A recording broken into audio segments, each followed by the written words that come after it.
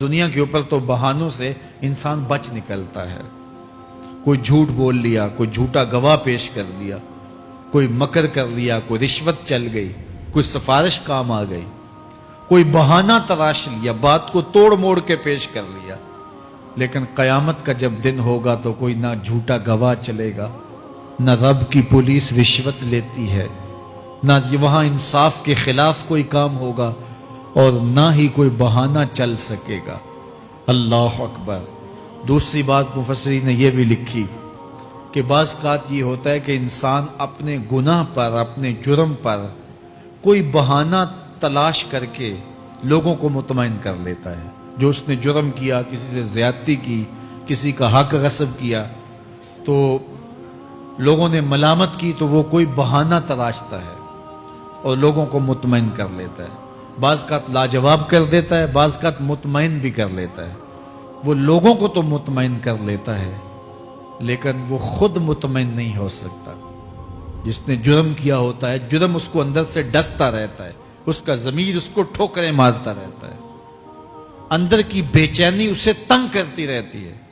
اگرچہ وہ دلائل سے، مکر و فریب سے، باتوں کو توڑ موڑ کے عذر کر لیتا ہے، کوئی بہانہ بنا لیتا ہے، لیکن اس کے باوجود اس کے اندر کوئی چین، اندر کوئی اطمینان نہیں ہوتا.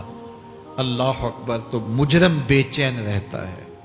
آج ہماری بے چینیوں کا ایک سبب ہمارا مالک کی دہلیز سے منہ موڑنا اور بہت سارے دیدہ نادیدہ گناہوں کا ارتکاب کرنا ہے.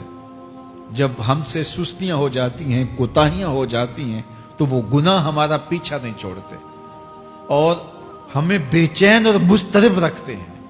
تو بعض اوقات جو ہے وہ ہم کہتے ہیں کہ پتہ نہیں بے چینی کیا ہے. بے چینی گناہوں کی ہے. گناہ طبیعت میں بے چینی پیدا کر دیتا ہے، سکون نہیں آنے دیتا. اطمینان کی دولت چھن جاتی ہے جب کوئی شخص گناہ کرتا ہے.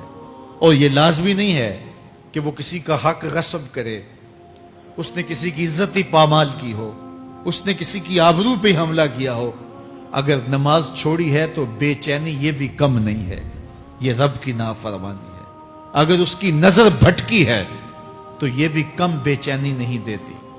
اگر اس کا خیال بہکا ہے، اس نے زبان سے کسی کو دکھ دیا ہے، اس نے کسی کے لیے سب و شتم کا انداز اختیار کیا ہے، گالی گلوچ کا رنگ اختیار کیا ہے، تو پھر کیا ہوا کہ یہ بے چینی اندر کو توڑتی رہتی ہے. انسان چلتا پھرتا ہے لیکن اسے طمانیت نہیں ملتی، اسے سکون نہیں ملتا. سکون کب ملے گا؟ سکون تب ملتا ہے جب کسی سے زیادتی کی ہو تو اس سے جا کے معافی مانگ لی جائے، اور اس لجاجت کے ساتھ معافی مانگی جائے کہ وہ مجبور ہو جائے معاف کرنے پہ، تو پھر اندر طمانیت اتر جاتی ہے. اگر رب کی نافرمانیاں کی ہیں تو لیلۃ القدر کے دامن میں اس سے معافی مانگ لو. اتنی لجاجت سے معافی مانگو، اس قدر رو کے معافی مانگو، ترلے منت پہ اتراؤ، ہاتھ جوڑو، آنسو بہاؤ، چیخو، چلاؤ، رو، اس کی دہلیز سے لپٹ جاؤ، اس سے اپنے گناہوں کی معذرت کرو. جب مالک نے معاف کر دیا، اندر کی ساری بے چینیاں مٹ جائیں گی، دل کو قرار مل جائے گا، دل کو تسکین نصیب ہوگی. تسکین اس کی دہلیز سے تمہیں ملے گی. یہ اندر سے پھوٹتی ہے، باہر سے نہیں آتی ہے. تسکین کے قافلے اندر ہی اترتے ہیں، اندر سے اس کے سوتے پھوٹتے ہیں، اس کے چشمے پھوٹتے ہیں. ہم باہر سے ڈھونڈتے ہیں، باہر سے تسکین نہیں ملتی، یہ اندر سے آئے گی. اس لیے اس دل کے اوپر لگے ہوئے میل کچیل کو، غلاظت کو دور کر لو اور کھرچ دو دل کے اوپر پڑے ہوئے جتنے بھی زنگ ہیں. تو پھر نتیجہ کیا ہوگا؟ دل ستھرا ہوگا، مصفا ہوگا، مزکا ہوگا، تو پھر دل پر نور ہوگا. تو پھر آپ کو زندگی گزارنے کا لطف اور سرور اور مزہ آنے لگ جائے گا. تو انسان جب دلیلیں تراشتا ہے، اس سے ایک بعض اوقات اپنے آپ کو بھی مطمئن کرنے کی کوشش کرتا ہے، اوروں کو بھی مطمئن کر لیتا ہے، لیکن حقیقت میں اطمینان نہیں ہوتا، وہ بے چینی ہوتی ہے.